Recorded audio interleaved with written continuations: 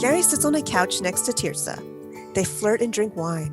Suddenly, a voice speaks. Does the threat of getting the Me Too treatment scare you shitless? Does what happened to Aziz Ansari's career have you sweating through your shirt? Do you not know how to talk to women anymore because you're afraid they'll call you out on social media for some seemingly innocuous comment? Then have we got the fix for you. Try Dr. Feinstein's patented, "It's not that hard, Gary" method.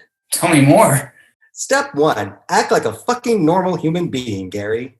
I'm listening. It may seem difficult to some, but being a fucking normal human being is a big part of avoiding being banished from society. How does acting like a fucking normal human being work? It's simple. Ask yourself, would I say this to someone I care about? How would I feel if someone said this to me? How would I feel if someone said this to someone I care about? That's not so bad. Don't be a fucking creep. Fair. Gary. No, I'll be right with you. If you have a hard time recognizing what is appropriate to say, since maybe you have no empathy, try getting some, asshole. Educate yourself, seek counseling, or learn to fake it at least.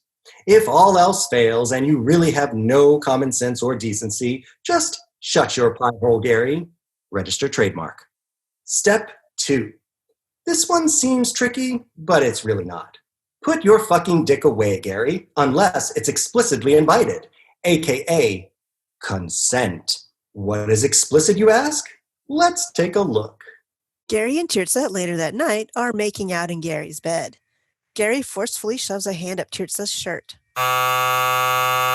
What did I do wrong? Don't just force yourself on her, Gary. Check in with your partner as you progress to different stages of intimacy. What do you mean? Just ask me, Gary. Look. Tirsa slowly moves her hand down Gary's back towards his butt. He looks over his shoulder to see what is going on.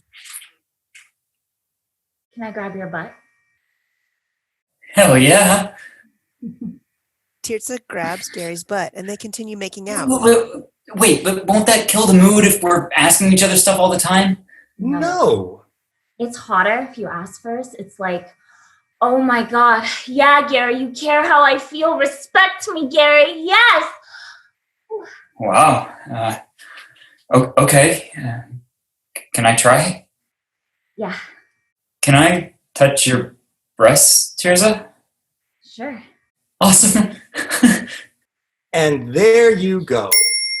Consent is never assumed because you've slept with someone before, or they agreed to sleeping with you after being asked several times, or they agreed to being touched by you after you've already got your hand down their shirt. Right, Gary? Mm-hmm. Mm-hmm. Consent is clearly indicated verbally and physically, such as if they exclaim, "Touch me, Gary," or they accept your respectfully offered hands and put them down their pants. It works both ways, though. You not only need consent to do something to another person, you need consent to get someone to do something to you. Example. Now, when I was, 15, I was making out with my boyfriend. And, we hadn't done anything before, and he'd never tried to feel me up or anything, but on one occasion, he did take my hand and place it on his bulge. Well, I was confused in that moment because the move wasn't put on me. It was essentially asking me to put the move on him. But it felt just as wrong as if he had placed his hand on my bulge. Do you think he's okay? Oh. So that's it, folks. Dr. Feinstein's patented "It's Not That Hard, Gary" method will have you making people happy and getting you laid all the time, as long as you act like a fucking normal human being, Gary. And put your fucking dick away, Gary. Unless it's explicitly invited. Method is subject to interpretation, does not account for every situation. Please use precaution and discretion when engaging in the method. Dr. Feinstein is not liable for any users getting publicly vilified and run out of town.